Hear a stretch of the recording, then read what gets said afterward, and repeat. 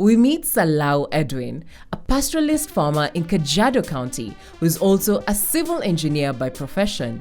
Edwin rears goats, sheep, and cattle. This was mainly triggered by the community's culture. According to the Maasai community, one is given sheep and goats to take care of as a rite of passage. This is mainly done for motivational and responsibility purposes. This gave him the urge to start his own flock, hence the go-ahead. Edwin elaborates more on this. Yeah, I do a bit of vegetable farming too at home. Our farming venture, we as a pastoralist, we are from a pastoralist community. Yeah, we grew up with a sheep and goat, so we just got into the trade along the way. Personally, I started having my own sheep and goat from 10 years ago. Yeah, that is when, you see, I went through the rites of passage, and a man, so you can do your stuff. Your parents give you a few goats and sheep to keep you motivated. They're not really yours, but they keep you motivated to look after the sheep and goat. But then as you grow older, you own them more. When you're young, you have absolutely no say about them. When you're still at your parents' place, selling is never an option. It's up to them to take care of you. Then after that, now you get to an age, especially this is now with the new culture, with the new Western culture. After Form 4 is when everyone is free. So that is when you really now venture out on your own. According to Edwin, the Dorper breed requires little space as it is a medium-sized animal. Mokote, on the other hand, prefers when his flock has enough pasture and space. The area around here is all rocky. This rocky ground is not productive for any other kind of farming. In fact, it's not even productive for the cows because the cows cannot feed on it. But you see, the small shrubs are enough for these goats, and you see, they are very healthy also. Once you feed them on the shrubs, diseases, forget about them. It depends with the number you want to rear. For example, here we have around 40 acres, and I have 100 heads of sheep and 40 goats. When it rains, if there's sufficient rains, that's enough. I don't plan to have a bigger number than this, because it will be overgrazing, and they will not be healthier. Dorper sheep diseases are mostly associated with seasons. This often happens when they are accustomed to a specific feed, then suddenly exposed to other feeds. With this occurrence, they mostly suffer from enterexemia, also known as pulpy kidney, which is evidenced by sudden death. The pulpy kidney is mostly characterized by diarrhea, staggering, convulsions, and frothing of the mouth right before death. This disease can be controlled by withdrawing or changing the current feeds to good quality feeds. Also, vaccination helps a lot in its prevention. Rift Valley fever is another disease that affects the Dorper breed. It is mainly caused by mosquitoes during the rainy season. David tells us more about Dorper breed diseases. The disease is usually when it's green. When it's green, they tend to bloat.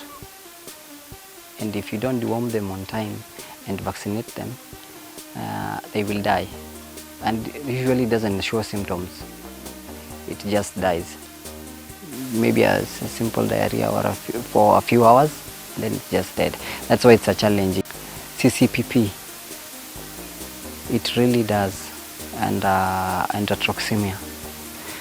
Those are the diseases that we use the enterotoxemia vaccine to control them, and the PPR vaccine. Dorper sheep should be timely vaccinated. This ensures a farmer has healthy goats and free from all types of diseases and health hazards. Vaccination depends on various factors like the area of residence and diseases prevalent in a specific area. Vaccination is done depending on the specific disease. Dorper sheep are more tolerant of intestinal parasites compared to other sheep breeds. Despite this, they need to undergo deworming.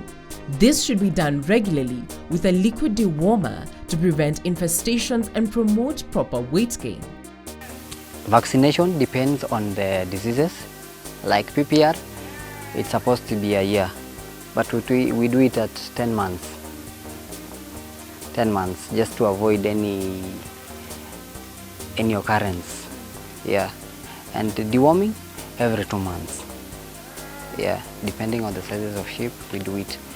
Although I don't do it at the same time, I have the lambs, the female ones. Yeah, that's how I do it.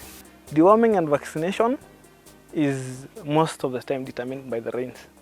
When it's green and that is when we do most of our vaccination and deworming, because that is when the breed is trying to pick up. You see, I don't know, we have practices that would favor them during that time. Like for instance, once they are dewormed, we don't allow them to go and have water. Okay, it's been a practice, and we've observed that the medicine works better if they've not been given water. So when it's dry, most of the time they get too thirsty and they might constipate. So it's better if we did them during the wet season. David often sprays his Dorper sheep during the weekends to take control of the diseases. Sheep farmers in this area experience challenges such as reduction of pastures due to weather changes, attack by the hyenas, and lack of governmental support. They also face the challenge of inactive vaccines and delayed supply of vaccines. There's a time, you see, it goes with season. So there's a time after the rains, once the rains are good, the market gets bloated and there's no regulation whatsoever. So most of the time we depend on brokers. It reaches a point that you have a very good produce, I'll say. Yeah, but the price that you're fetching is quite different from the quality of breed that you're taking to the market. Yeah, I'd also say that on the side of the government, I don't think they're doing enough. Especially that we are a pastoral community, it's the main activity around. We don't see them quite often. Most of the things we actually learn by ourselves, no extension services. If we have to get a veterinary officer, I have to go all the way to Kiserian. Kiserian is around 20 kilometers from here. It's quite a distance, and I have to pay him. Yeah. So most of the time, I'm forced to either Google or ask a friend how this illness is treated.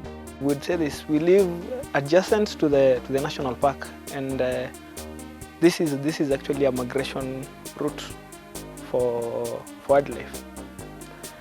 So after the construction activities at the park of late, of the SGR especially, hyenas they've come to this side. They hide in this rocky. They hide in burrows, and they are notorious for feeding on sheep and goats during the day. They don't wait for the night, and once they get into your flock, they can kill to 50 sheep. We've reported this to the government agencies that are involved, but we've lost hope. Like during the day, when you leave your livestock grazing around, especially near the streams and rivers, they might snatch your stock. The guy herding them cannot go for lunch, because if they leave them for a minute or two, you will find few of them missing. So that's a big challenge. Nowadays it's just the beaten, and we can do nothing about it except go get your spears and go and look for the hyenas. That is the best that we can do. If we get them, we might spear them. But if we don't, we chase them away. But they are notorious. They'll just come back tomorrow, and they will always hit back. Yeah, so it's a really great challenge right now. Mokota's Dorper sheep mainly shelter in an open fenced field with some root section in order for the sheep to shelter from cold and rain. Although they've raised numerous issues to the relevant authorities such as the Kenya Wildlife Service, their plea has been in vain. Basically, we have just given up. They don't respond. Neither do they come for the animals or even consider it a threat to our livestock. They don't care. The people who are there before didn't do it or didn't say, but it was there. But now it is becoming alarming because the hyenas, there are no wild animals to hunt out there because of the lands being taken away and farming. Now they come for our stock. Although the county government has come to their aid in regards to vaccination programs, Edwin's plea is for them to come closer to the people. We've got the first vaccination since the onset of devolution this year. And it so happened that it was quite a distance. We still haven't seen, as much as agriculture is the backbone to this county's economy, we've still not seen their input. In as much as, yeah, they've had a Mbuzi Moja, Bora initiative, but we're not seeing what you're doing to the mbuzis. We just see you want the mbuzis, but you don't want them to come to you looking good. Yeah, I wish the county government would come closer to the farmer. Mokote's advice to the youth is to resort to ways that can enable them to put bread on the table. He further states that the job market in the country has proven to be a hard nut to crack. He also adds that the youth need to weigh their options and venture into livestock keeping and farming in general.